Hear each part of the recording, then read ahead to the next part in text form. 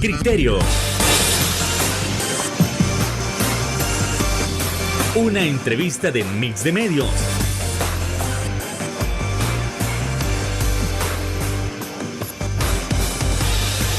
Que aborda frontalmente los problemas de El Salvador con los verdaderos protagonistas y plantea soluciones.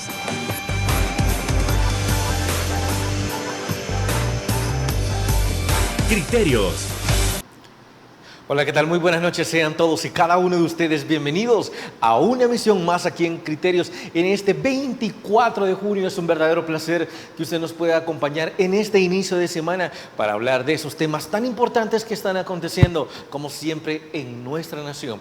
Y es que el caso del régimen de excepción sigue dando muchísimo de qué hablar, porque a pesar de que la ciudadanía perciba una disminución significativa en lo que es la situación de la seguridad, de la inseguridad, esto no implica que haya personas que han sido capturadas y que no tengan absolutamente nada que ver con las pandillas. Bueno, nosotros debemos averiguar el caso de estas personas, de qué manera se está llevando. ¿Han recibido carta de libertad? ¿Los jueces están obedeciendo, los custodios están obedeciendo a esas cartas de libertades para estas personas que no han tenido nada que ver con las pandillas? Bueno, eso más nosotros lo estaremos analizando esta noche con nuestra invitada especial. Estamos hablando de la jefa de Estado de Derecho y Seguridad de Cristosal, la licenciada Zaira Navas. ¿Qué tal? Muy buenas noches, licenciada. Encantado que esté por acá. Gracias, muy buenas noches. Un saludo a todas las personas que nos escuchan, que nos ven. Qué importante que abordemos estos temas, particularmente para aquella gente que sabe que tiene un familiar detenido, que es una persona inocente, que es una persona que trabaja y que,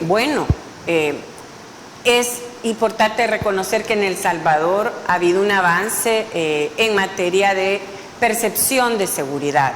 Pero el costo de esta percepción de seguridad es miles de personas inocentes, miles de personas que están sufriendo la pérdida de otras familiares que han muerto bajo custodia del gobierno porque están privados de libertad, y cientos de niños y niñas que han quedado en desprotección porque su papá, su mamá ya no está.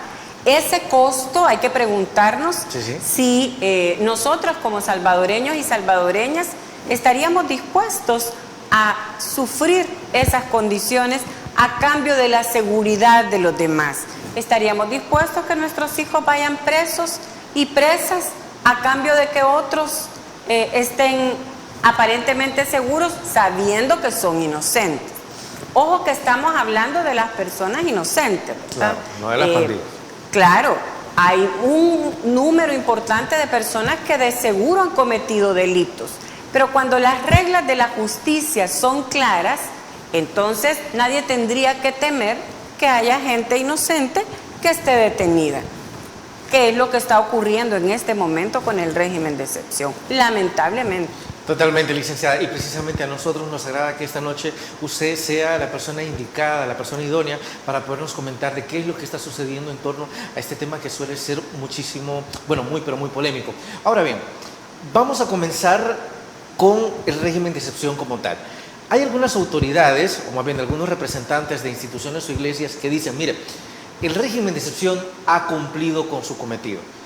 Ya ha sacado a la mayor parte de las pandillas, pero la función como tal ya culminó. Por ejemplo, uno de los representantes de la Iglesia Católica se pronunció recientemente sobre que el régimen de excepción ahora ya debe ser levantado. La opinión al respecto, ¿cuál es? ¿Debe continuar para sacar a los últimos remanentes de las pandillas? ¿O se comparte la opinión? Bueno, nuestro cardenal Rosa Chávez, que no podemos no solo hablar de la sensatez y la sabiduría, sino la experiencia de vida y su fortaleza espiritual.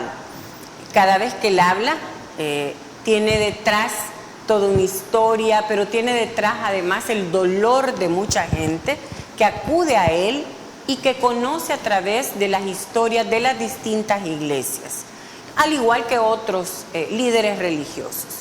Y parto de esto diciendo, porque como lo hemos dicho muchas veces, El régimen de excepción es una facultad que tienen los gobiernos para limitar los derechos constitucionales a deambular libremente, a no tener abogado que lo defienda, a estar detenido por 15 días sin que nadie lo vea y a que no se le notifiquen las razones de la detención. La Constitución permite esto por 30 días y faculta para que se pueda prorrogar si hay una crisis grave que el gobierno no pueda controlar. De hecho, cuando el gobierno declara el régimen de excepción, se declaró incapaz de controlar la seguridad en el país. Y la Constitución le da otros 30 días. ¿Qué ha pasado? Tenemos 27 prórrogas. Estamos hablando de más de 2 años y meses con un régimen de excepción que básicamente lo que permite es capturar a cualquier persona que los policías consideren sospechosos, que a los soldados les caigan mal, que pertenezcan a una comunidad organizada, que no tengan trabajo. Vean, este régimen de excepción se caracteriza por haber capturado a miles de personas pobres.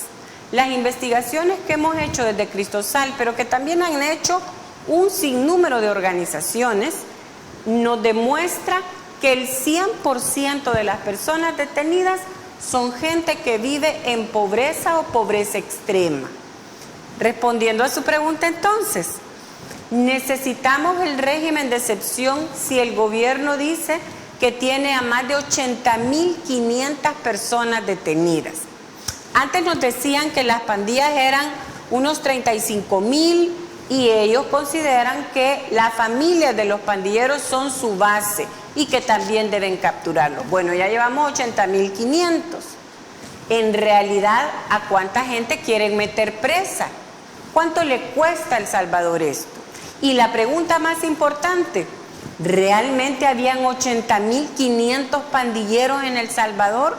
Un territorio tan pequeño que no vivía esa violencia extrema en todos los lugares. Hay que recordar, hay lugares en los que se podía circular sin presencia de pandillas y había lugares que tenían una alta presencia de pandillas.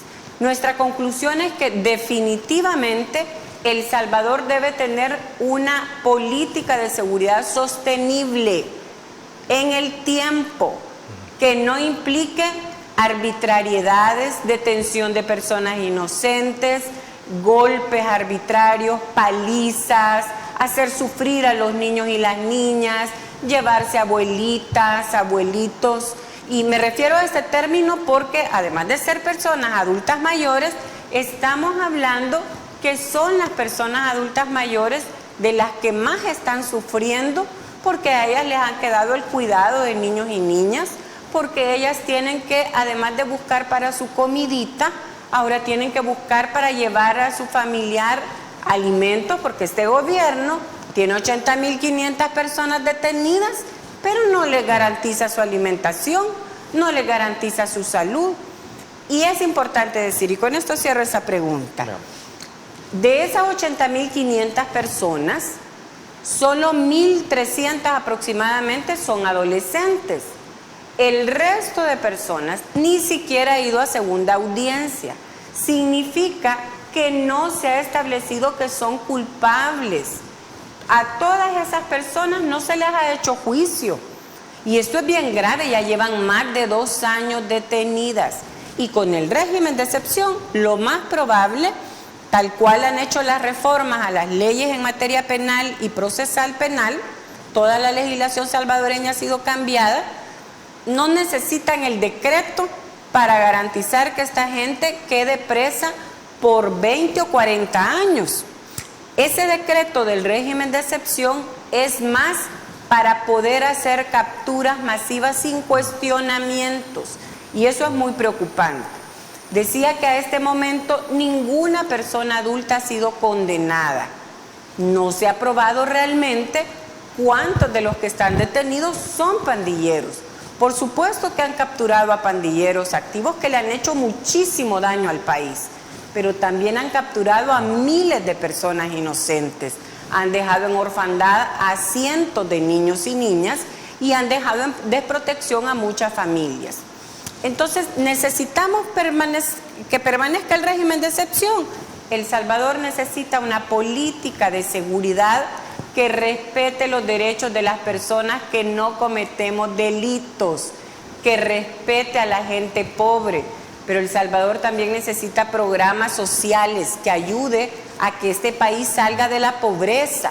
No estoy diciendo que ser pobre implica caer directamente en la delincuencia. Claro. Sin embargo, los factores externos como la pobreza, la falta de empleo, la falta de salud, de educación, es un factor que genera la posibilidad de la cooptación del crimen, ya sea organizado o del crimen común. Entonces, resolver los problemas de seguridad no es solo meter a la gente presa, porque además hay que hablar de cuánto le cuesta a El Salvador tener a ese montón de gente en la cárcel. El costo humano es enorme.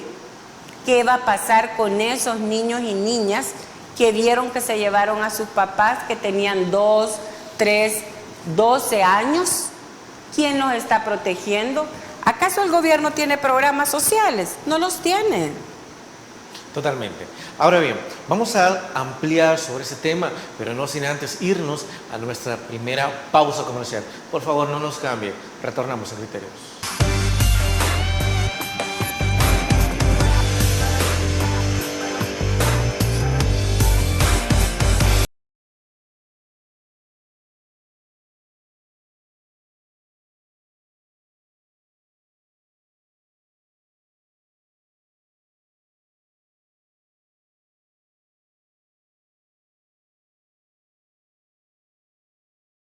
Como salvadoreños.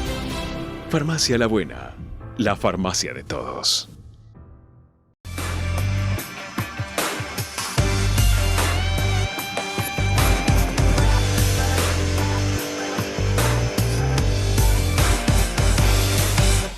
Muchísimas gracias por continuar con nosotros aquí en Criterios y seguimos abordando el tema de lo que implica mantener el régimen de excepción, sobre también en qué grado se ha aplicado justicia y en qué grado injusticia.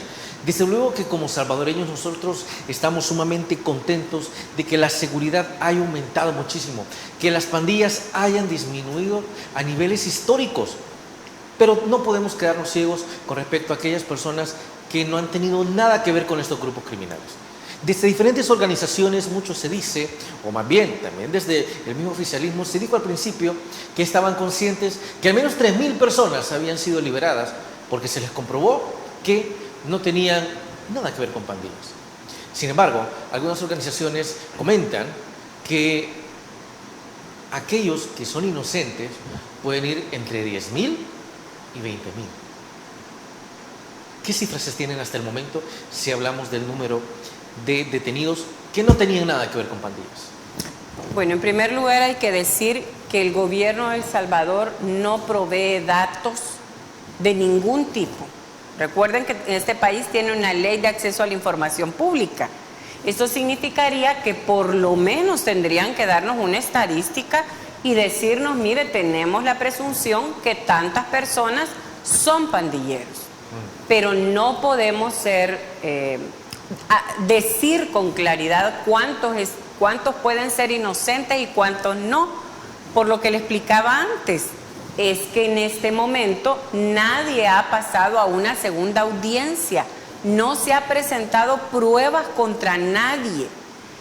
Le quiero explicar a la población cómo se procede del régimen de excepción. Veamos. Para que vean que no podemos inferir que todos son culpables o cuántos pueden ser inocentes.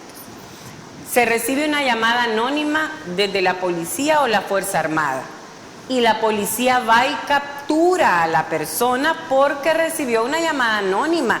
No investiga, no determina qué hacía esta persona antes, no tiene pruebas para ello. También capturan a las personas porque las detuvieron y van para su trabajo de madrugada, le mandaron alto y le pareció al soldado que era sospechoso y que tenía nervios. Por eso capturan a la gente. Esta gente que es detenida, es llevada a las sedes policiales, luego transcurren entre el primer día y 15 días para que lo presenten a un juez. Antes eran jueces de paz, ahora jueces de crimen organizado. Estos jueces declaran la detención para toditas las personas que son detenidas por el régimen. Nadie que es detenido por el régimen queda en libertad de manera inmediata. No hay pruebas previas porque ya les dije, los capturan por llamadas telefónicas, porque tienen un problema con un policía, con un soldado, porque los vieron sospechosos, incluso por problemas familiares o porque los policías o los soldados tenían una riña o rencilla personal con esta persona o tenían interés sexual en alguien de su familia. Es una situación bien grave. No olvidemos esa frase que dijo el director de la policía, que los policías ahora eran jueces de la calle. Eso es muy grave, porque un policía debe cumplir órdenes judiciales o detener inmediatamente que vea que se ha cometido un delito. Pero eso no es lo que ocurre. ¿Qué es lo que tendría que pasar inmediatamente después de esa primera audiencia? Pues una audiencia donde la fiscalía presente los elementos de prueba que tiene para decir si este es pandillero o si este cometió delito. Esa segunda audiencia todavía no se ha dado para ninguna persona adulta. Nadie ha tenido esa audiencia. Entonces, cuando el gobierno viene y nos dice, mire, sacamos 3,000 o 7,000, creo que fue el último dato que dio, porque eran inocentes. Están mintiendo, porque las personas que han salido hasta este momento, pueden ser más de 7,000 incluso, no es porque se haya establecido su inocencia, es porque les dieron una medida sustitutiva a la detención provisional. ¿Por qué se logra? Porque sea probable inocencia. No, todas las personas, incluidas las que han salido, siguen procesadas. Les pueden volver a ir a traer a sus casas o les pueden decretar una condena sin que se den cuenta. ¿Por qué? Porque hasta este momento esa segunda audiencia donde se presentan pruebas no se ha dado. Estas personas han salido en una audiencia especial por medidas sustitutivas a la detención provisional. Y lo primero que me van a preguntar, yo quiero que mi familiar también salga porque es inocente, ¿cómo hago? Y aquí viene el problema. La lógica de dar medidas sustitutivas es cuando el delito por el que se acusa a la persona no es muy grave, pero además porque la persona tiene cómo probar que tiene empleo, que tiene una casa, que tiene familia, que no va a huir. A eso le llaman arraigos. Pero ¿qué pasa con la gran mayoría, más del 98% de las personas detenidas? Es que son campesinos y campesinas.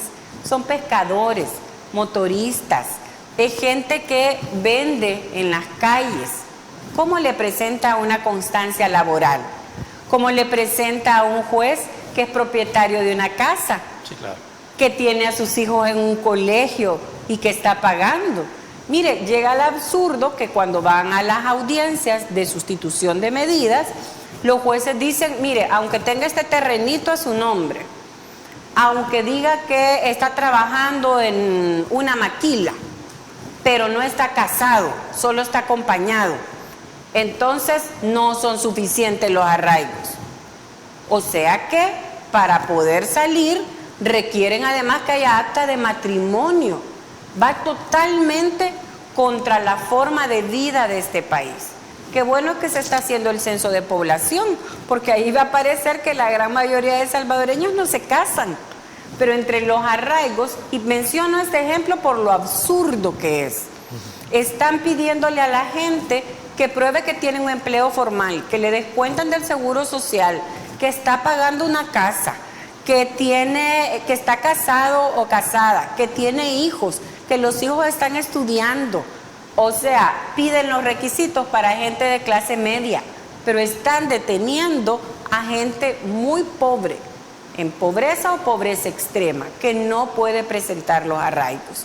Entonces, es muy difícil estimar cuántas personas son inocentes y cuántas son culpables. Si nos vamos por la cifra que el gobierno daba de pandilleros activos, que eran 35,000, imagínese usted que hubiesen detenido a los 35,000 pandilleros ya, y ya llevan 80,500, estamos hablando que más de la mitad, más de 50,000, no son pandilleros, y eso es gravísimo. Pero si a esto le sumamos que la mayor parte de la ranfla nacional y de los cabecillas de estas estructuras ya estaban detenidos en las cárceles de máxima seguridad y que funcionarios de este gobierno los dejaron en libertad, entonces ¿de qué estamos hablando? ¿Quiénes son las personas detenidas? Por eso es que puede inferirse que la gran mayoría de personas detenidas no son pandilleros. Probablemente hay un número importante de pandilleros. Pero la pregunta es, ¿a cuántos cabecillas han capturado? Porque usted ve las noticias y publican una cantidad de gente que dicen que son pandilleros, muchos obviamente lo son, están tatuados o tuvieron participación en estas estructuras. Pero los principales cabecillas, esos que busca Estados Unidos, que busca todo mundo, esos no los han capturado. Claro, estaban ya presos desde antes del régimen de excepción y salieron por colaboración de funcionarios del gobierno. No lo digo yo, lo dice una investigación que ha realizado el Departamento de Justicia de Estados Unidos. ¿Será que el Departamento de Justicia, como dicen por ahí, está siendo altamente dominado por George Soros y por eso, no sé, cree que están manipulando cifras? Digo, es el discurso actual. Bueno, me parece que ya es un discurso bien gastado. Bueno, dicen también de que usted podría estar nadando en miles de millones de dólares por George Soros. Es importante, creo que voy a aprovechar la pregunta para decir que Cristosal es una organización que tiene 24 años trabajando en El Salvador. Tiene una historia muy importante de acompañamiento a las víctimas, particularmente a las víctimas que han sido desplazadas precisamente por las pandillas. Este gobierno no debe olvidar, quieren borrar la memoria histórica, pero no debe olvidar que la organización que presentó el amparo para exigir que este país reconociera el desplazamiento forzado por las pandillas fue Cristosal, y que Cristosal fue la organización que presentó la ley para que se reconociera el desplazamiento forzado y que se protegiera a las víctimas contra las pandillas. Por años Cristosal ha trabajado acompañando a las personas retornadas que estaban migrando, generando alternativas y oportunidades para evitar que la gente migrara, acompañando a las personas desplazadas por las pandillas y la violencia de pandillas. Por cierto, Cristosal trabajó incluso el primer año con este gobierno. De hecho, esa Dirección de Protección a Víctimas, que no tenía programas específicos, remitía los casos a Cristosal. Ahora nos vienen a decir que como no estamos con el discurso o a favor del discurso del gobierno, que da unas cifras que no son ciertas, que oculta información, que ataca a todos aquellos que demandan respeto a los derechos de la población. Nuestra organización estaría a favor y, por cierto, fue a reunirse con el actual presidente junto a otras organizaciones al inicio de su gestión, con la expectativa de que hubiese oportunidades para la gente pobre. Pero este presidente lo que hizo fue tratar de utilizar la imagen de las organizaciones y pensó que íbamos a decir sí a todo. Pero las organizaciones de derechos humanos tenemos por rol fundamental defender a la población, a las víctimas de la violencia, ya sea víctimas de pandillas o víctimas estatales. Ahora bien, ¿de dónde recibimos nuestros fondos? Recibimos fondos de la cooperación internacional, recibimos fondos de distintos gobiernos, por ejemplo, de varias agencias de cooperación de Estados Unidos, no podemos negarlo, pero también de otras agencias de cooperación.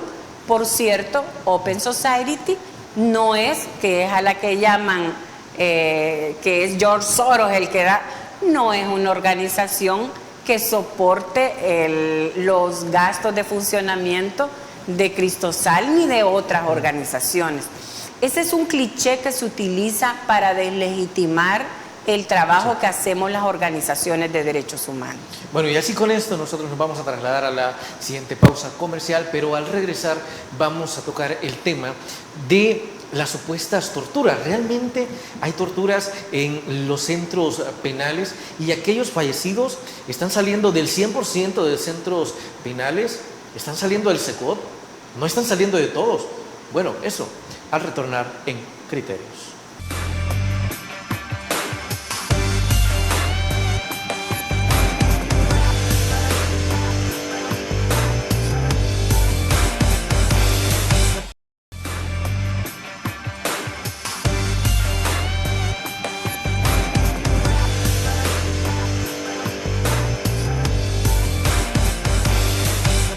Es necesario preguntarse qué tan cierto pueden ser esos rumores o comentarios de algunas de las personas que han logrado salir de los centros penales y que dicen que en los centros penales los custodios torturan a los detenidos. Y también que muchos mencionan, mire, pero del SECOT nadie ha salido muerto, pero sí de los demás centros penales. ¿Cómo está este asunto entonces? ¿De qué manera lo podemos entender? Por favor, licenciado. Bueno, en primer lugar hay que decir que no son rumores. Cristosal ha investigado. Ha verificado. Investigado. Más allá de verificar, Sí, sí. La verificación es ir a constatar que ha ocurrido un hecho, es ver un cuerpo, por ejemplo. Sí, okay. Pero la investigación va un poquito más allá. Ha hecho entrevistas, incluso a gente que trabaja en los centros penales, a policías, a militares, a familias, a personas que han salido y que han vivido las torturas. Tenemos más de 500 entrevistas a personas en estas condiciones. Podemos constatar y afirmar que dentro de las cárceles se está matando deliberadamente a la gente. ¿Por qué? Los estados tienen obligaciones muy claras con respecto a la población privada de libertad. Recuerde que cuando a usted le privan de libertad, es cierto que supuestamente lo que le están privando es solo el derecho a deambular libremente en las calles, pero usted ahí no puede trabajar y conseguir comida, usted ahí no puede trabajar y tener un techo, ni cobijas, ni medicina, ni nada. Le restringen todos los derechos.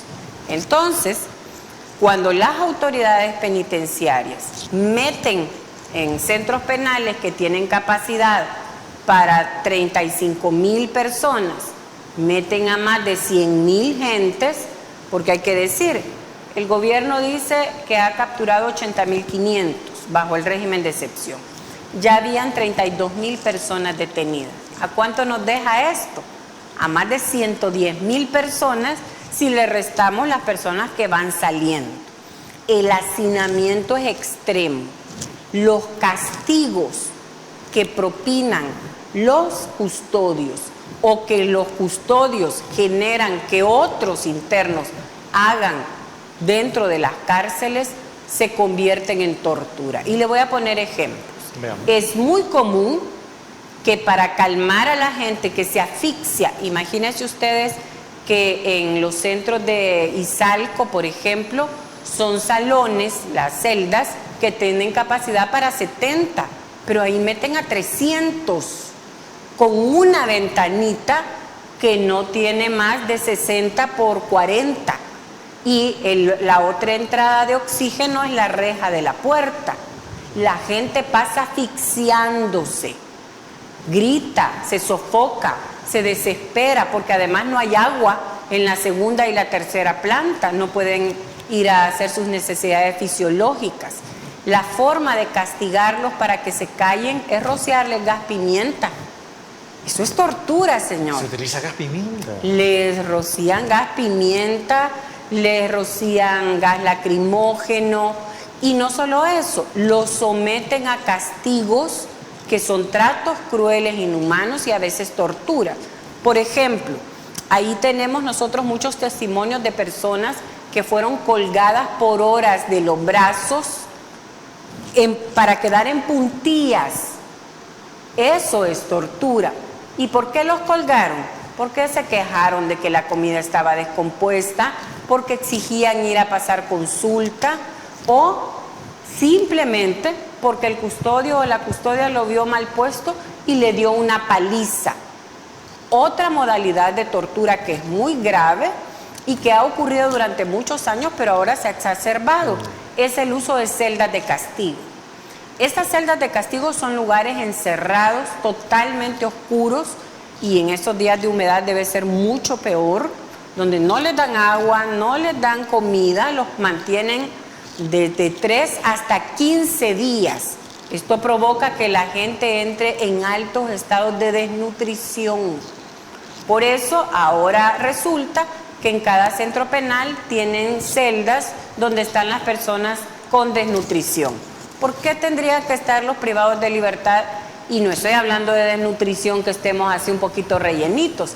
Y han visto fotografías, aquí hay que reconocer el trabajo importante que hacen los medios de comunicación documentando cada uno de estos casos. Han visto fotografías de personas en estados cadavéricos. ¿Por qué? Porque son sometidos, esta es tortura, dejar a la gente sin alimentación y sin tomar agua, pero también los castigan con choques eléctricos. Por ejemplo, si alguien ha cometido una conducta que para los custodios es inaceptable, les dan choques eléctricos, o simplemente porque quieren poner orden y ser ejemplificantes. Y aquí no olvidemos las palabras del mismo presidente en su época. Bukele decía, llegando a las cárceles, los vamos a dejar sin comer, sin beber, sin ver la luz. Sus palabras son clara orden de tortura. Y eso es lo que pasa al interior de las cárceles. Además de que la gente adquiere enfermedades muy graves, particularmente de la piel y respiratorias. El sufrimiento. Si alguna persona que nos escucha alguna vez tuvo escabiosis, sabe que eso implica mucha picazón. Imagínese estar 300 personas en un lugar para 70, todos adquieren esas enfermedades, todos tienen forúnculos, todos tienen situaciones que no son tratadas en los centros penales. Este sufrimiento se vuelve aflictivo, además de enfermedades respiratorias que les llevan a la muerte por falta de atención médica. Entonces el Estado salvadoreño deliberadamente y como política pública tiene como actividad la tortura a estas personas detenidas. Ahora, licenciada, algo que también se ha investigado a través de algunos medios colombianos que han logrado entrar al CECOT y también una gran variedad de influencers, incluso se me escapa el nombre de este youtuber que es español, pero les permiten entrar al CECOT y a las personas que logran entrevistar por 5 minutos, y exactamente 5 minutos, les dicen que en el CECOT se sienten cómodos porque los custodios pues no los golpean, no los maltratan. Pareciera un lugar bastante ameno para los detenidos. Pero según los reportes, del CECOT no ha habido tortura, del CECOT no ha salido ningún fallecido, pero de los demás centros penales sí. ¿A qué se debe entonces que en el CECOT pareciera que todo está completamente en orden, pero en los demás centros penales sí se diga que ha habido tortura? Bueno, voy a empezar diciendo que ese penal fue anunciado con una capacidad de 40.000 personas privadas de libertad. Hasta hace un mes tenían solo 12.500. Dicen que acaban de trasladar otros 2.000. Entonces uno dice, ¿por qué tienen que tener al resto de gente hacinada y ahí tener una capacidad de 40.000, pero solo tienen 14.000 o 15.000, digamos, que tengan? Ya que no se puede confiar en los datos que dan. Eso por un lado. Por otra parte, debo decir que no es cierto que no hayan muerto gente de ahí. Nosotros tenemos registro e investigación de 4 personas muertas que estaban privadas de libertad en el CECOT. Muchos de ellos ya iban enfermos, algunos de ellos ya iban enfermos y la falta de atención médica ha generado, otros con suficientes elementos para presumir que hubo violencia contra ellos. Sin embargo, llama la atención esta imagen que el gobierno vende de una cárcel modelo, donde tiene a todo mundo tranquilo y donde las personas que son entrevistadas, y por cierto hay que evaluar a quienes entrevistan. Los entrevistadores y entrevistadoras no tienen la posibilidad de hacer preguntas independientemente. porque están todo el tiempo custodiados y además es como una gira. Tienen que dar una lista también de preguntas. Sí, además parece como que van a un zoológico, ¿verdad? Donde los van guiando y van pasando por determinada gente. ¿Qué cree usted que le puede pasar a alguien ahí si llega a decir, mire, aquí me golpean? No creo que aparezca vivo al día siguiente. Bueno, es muy poco probable que la gente que esté en el Secot salga. Sin embargo, quiero decir que las imágenes si sale, que va a se salir con los pies muestran... para afuera. Exacto. Las imágenes que se muestran son imágenes creadas, es decir, de un ambiente aceptable en términos de lo que el gobierno considera aceptable, ¿verdad? Hay gente que no tiene sábana y que duerme en el piso, que quiere proyectar eso. Lo cierto es que, de acuerdo con el gobierno, ahí solo hay pandilleros. Pero la pregunta es ¿por qué no se lleva a todos los pandilleros? Es que en Izalco todavía hay un sector que tiene pandilleros. Y nuevamente volvemos a la cantidad de pandilleros detenidos. Yo no lo puedo evitar precisamente dando estos datos. 14.500, 15.000 que tengan en el Secot. Bueno, los Izalcos tienen una gran capacidad porque son 5 penales. Y solo la fase 3, que es la de máxima seguridad, alberga a pandilleros. Y solo en Zacatecoluca, donde además hay otros criminales, hay pandilleros. Si usted ve la capacidad del sistema penitenciario, el número de detenidos, y esto lo digo con mucha responsabilidad por las entrevistas que hemos realizado a las personas detenidas.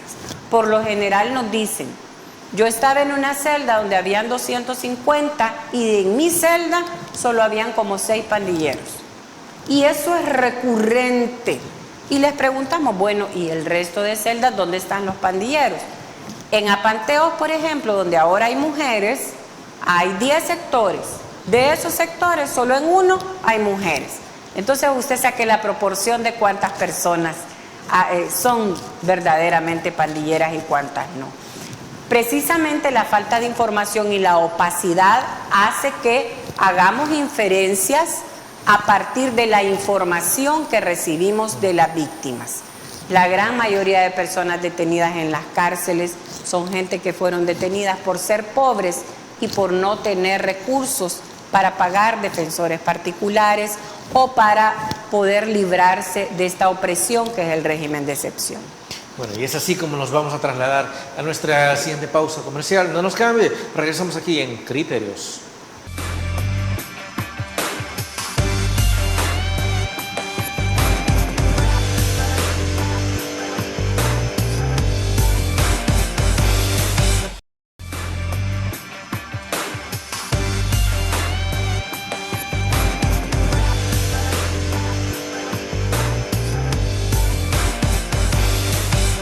Gracias por continuar con nosotros. Y es que otro de los puntos sumamente importantes a tocar en el tema del régimen de excepción es la captura de mujeres, y específicamente de aquellas que estaban embarazadas y que dieron a luz en los centros penales.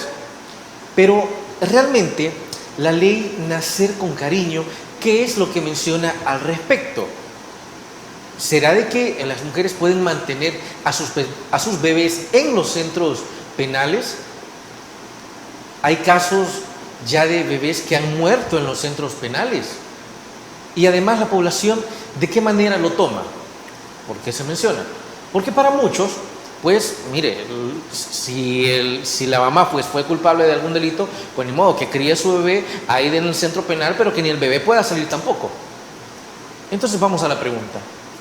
¿Y el caso de los neonatos se está tocando por parte de distintas organizaciones? ¿Hay algún informe con este caso al respecto? Por favor, licenciada. Bueno, es importante recordar a la población que la legislación salvadoreña establece el derecho de los niños y las niñas a convivir con sus madres en los centros penales cuando ellas están privadas de libertad hasta los 5 años. ¿Por qué es esto? Por el derecho de los niños a recibir leche materna, pero también a generar vínculos afectivos. Esto ha ocurrido durante mucho tiempo. De hecho, la granja penitenciaria que fue inaugurada en 2013 fue diseñada para tener un centro de desarrollo infantil para los hijos e hijas de privadas de libertad. Sí, y hay que decir que la anterior Ley de Protección Integral de Niñez y Adolescencia establecía determinados requisitos para el funcionamiento de este centro de desarrollo. Con la Ley Nacer con Cariño y la Ley Crecer Juntos, esta última es la misma LEPINA con unos 60 artículos agregados que precisamente es el capítulo de primera infancia. Yo tengo que lamentar que el CONAPINA no está ejerciendo el rol que le corresponde. En primer lugar, porque debe garantizar que los niños y las niñas, tanto en su etapa de primera infancia, es decir, la atención prenatal, durante el embarazo de la madre y postnatal, y la atención en los niños y niñas que nacen en la cárcel, debe cumplirse tal cual establecen los derechos para los niños y niñas que no nacen en prisión, porque la Constitución establece el derecho a la igualdad a partir de nuestras diferencias. Y eso significa que el CONAPINA tendría que tener programas especiales para los niños y las niñas que se encuentran viviendo con sus madres, garantizando atención pediátrica, garantizando alimentación especializada, tanto para las mujeres embarazadas para con los niños y niñas. No digo que deban ser ellos los que desarrollen estos programas, deben ser las instituciones públicas. El rol del CONAPINA es garantizar y vigilar que esas instituciones lo hagan. Sin embargo, tengo que decir que desde el 2021 no presentan reportes ni informes sobre la condición de los niños y niñas privadas que se encuentran con sus madres privadas de libertad. Quiero agregar algo más. Antes del régimen de excepción, los niños y niñas que vivían con sus madres podían salir con sus abuelas, con sus tías, incluso algunos podían ir a kinder o guarderías para poder iniciar su desapego y relacionarse con su familia. Pues ahora los niños y niñas están presos, no tienen contacto con sus familias. Y la pregunta es, ¿y qué delito cometieron estos niños? ¿Por qué están presos? ¿Por qué no dejan que su familia sepa su condición de salud? Vea, es tan grave la situación que hay mujeres que entraron embarazadas de 2 o 3 meses y sus familias no saben si el niño o niña nació, no saben cómo se llama, no saben absolutamente nada. Y por otra parte, hay un sinnúmero de mujeres que han tenido abortos espontáneos en la cárcel, y yo no podría decir que no fueron provocados, porque la responsabilidad estatal es garantizar el cuidado de las mujeres embarazadas, garantizar su alimentación, su salud prenatal. Cuando no reciben la atención, la salud, la alimentación, son propensas a tener pérdidas.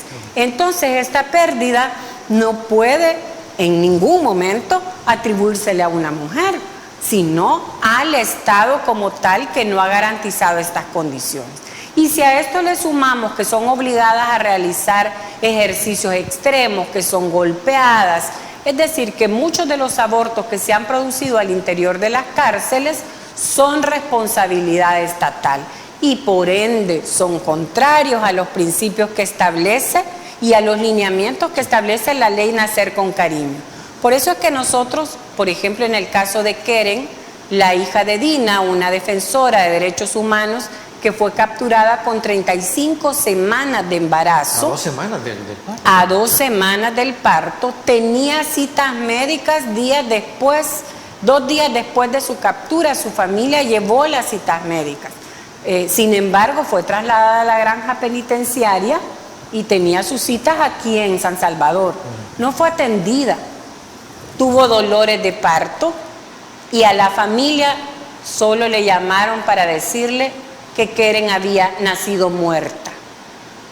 La muerte de esta bebecita pudo prevenirse si Dina hubiese recibido atención médica, si la bebé hubiese sido atendida adecuadamente. Se dice por parte del Estado que fue muerte fetal intrauterina, pero Dina tenía más de 38 semanas y después de las 38 semanas Esa es una muerte en riesgo, es un embarazo en riesgo. Eso significa que el Estado de El Salvador es responsable de la muerte de este caso del que le estoy poniendo ejemplo y que conozco muy bien porque lo estamos atendiendo. Licenciada, pero no entiendo esta doble moral y tal vez el canal no me censura con el caso de mencionar la palabra aborto, pero a ver, afuera o a nivel general el país es sumamente conservador. Media vez escuchan la palabra aborto, pues todos saltan. Fuera de las cárceles la gente se queja de que mire, aquí jamás se debe permitir ninguna de esas medidas. Los angelitos tienen que nacer. Ok, pero cuando está dentro de la cárcel, ahí no se le debe proveer ningún tipo de seguridad, ningún tipo de atención en salud. Entonces, ¿a qué se debe esta doble moral? Usted lo ha dicho muy bien, una doble moral, una violación al derecho de igualdad. Quiere decir que aquí las personas no somos iguales. Las personas que están en la cárcel y que todavía no han sido condenadas, ojo que eso es muy importante, estas personas no tienen derecho a nada. Y sus hijos, por consecuencia, tampoco tienen derecho a no nada. tienen derecho, no son iguales al resto de niños y niñas. Cuando por el contrario, y aquí hago un llamado al CONAPINA y a las instancias que se dedican a la protección de la niñez. ¿Cómo es posible que en sus ojos se mueran los niños y las niñas y no levanten la voz, no realicen acciones, no desarrollen programas? Y lo digo con mucha propiedad, porque precisamente le pedimos información al CONAPINA sobre los programas que está desarrollando para proteger a los niños y niñas. Es que nos respondieron, pero no nos hablaron de programas de atención y protección a niños y niñas que conviven con sus madres en las cárceles. Entonces, ¿qué está pasando? Este es un gobierno de doble moral, son instituciones con doble moral. Es muy lamentable y no me refiero a las personas que laboran ahí, me refiero a las políticas estatales que venden una imagen de un país en la que presentan a niños felices, pero niños de clase media alta. No presentan a los niños, o clase alta, no presentan a los niños cuyos padres han muerto dentro de las cárceles. No presentan a los niños y niñas que han dejado de estudiar porque ya no tienen dinero, sus familias, o porque han quedado al cuidado de una tía, de una abuela o de terceras personas. Y mucho menos presentan la verdad de lo que ocurre al interior de las cárceles con estos niños y niñas que adquieren escabiosis, pulmonía, neumonía, enfermedades críticas, incluso hasta enfermedades renales en bebés. Eso le dice a usted una desatención que no puede ser más que deliberada. Esto es sumamente increíble, porque así como menciona, porque afuera, en plena libertad, entonces los neonatos tienen derecho a absolutamente todo. Pero si están en las cárceles, bueno, entonces ¿para qué la mamá cometió tal delito? Claro, es que una cosa es que la mamá se le haya comprobado que ha cometido un delito y otra cosa es que el bebé tenga que cargar con las consecuencias y el mismo Estado, y incluso a veces la misma ciudadanía, no quiera velar por los derechos del recién nacido. Y es que esto es parte del discurso de odio que no solo nos venden, nos meten todos los días a través de esa comunicación. Aquí se vende ese discurso de los buenos y los malos. Y los malos son los que tuvieron la desgracia de que un soldado y un policía los vio mal o se pusieron nerviosos y van a la cárcel. Esos son los malos. Y por consecuencia ellos y toda su familia también están condenados a eso. Y entonces esa doble moral, o sea que unos son angelitos blancos y otros negros. O sea que este es un país que discrimina a la población y a los niños y a las niñas por el hecho de tener padres o madres que probablemente han cometido delitos. ¿Dónde está el deber de protección, de cuidados? Toda esta política bonita que se vende de atender a los niños y las niñas. El reto para las instituciones es proteger a la niñez y a la población adolescente en este país. A la vuelta de la esquina tenemos un alto riesgo de que este país vuelva a situaciones de alta incidencia delincuencial, pero a caer en una situación de pobreza mucho más grave que la que nos encontramos, por la falta de oportunidades a las familias y por el desprecio a las víctimas y a los hijos e hijas de las personas que están privadas de libertad. Bueno, y es así como nos trasladamos a la última pausa. Por favor, no nos cambien, ya retornamos.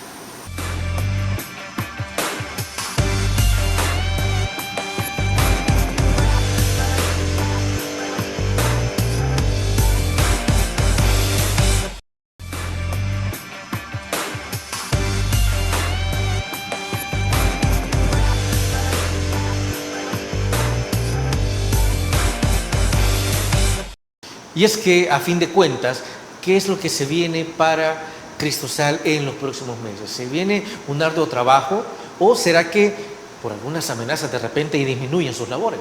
Por favor, licenciada. Bueno, Cristosal es una organización que está creciendo y creciendo por la gente que nos busca para acompañarles y protegerles. Quiero decir que no solo atendemos a víctimas del régimen de excepción, Cristosal tiene varios programas. El programa de protección, que es muy importante, atiende a víctimas del desplazamiento. Hay que decir que el desplazamiento se ha incrementado en este periodo. ¿Quiénes son los que generan el desplazamiento? Antes en su mayoría eran pandilleros y ahora siguen siendo las pandillas las que generan desplazamiento, pero el gran número de personas es producto de el miedo que le tienen a la policía y la Fuerza Armada.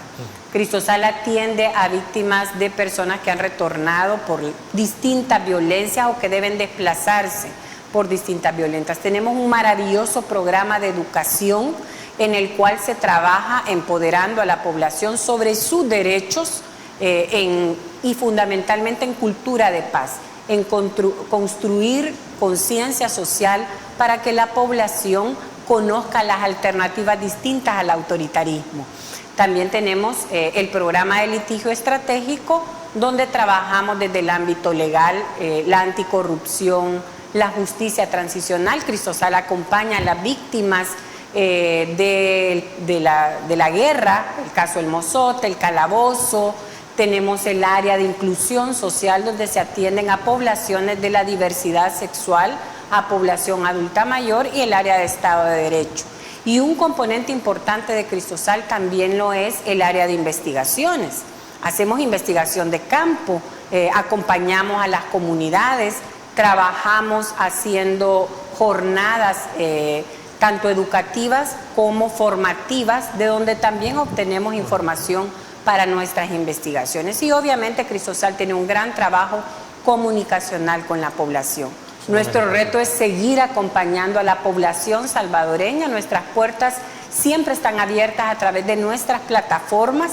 Pueden acudir a nosotros, saben que siempre estamos ahí para ustedes y vamos a seguir estando, a pesar del acoso gubernamental y de los obstáculos que se nos presenten.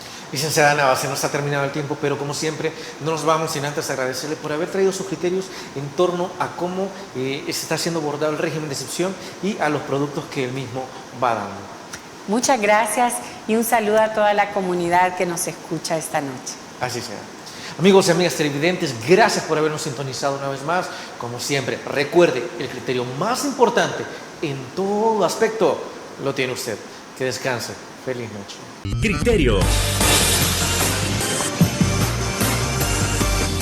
Una entrevista de Mix de Medios.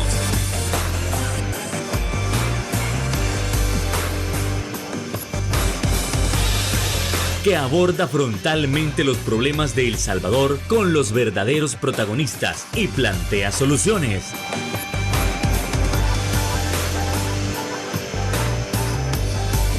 Criterios.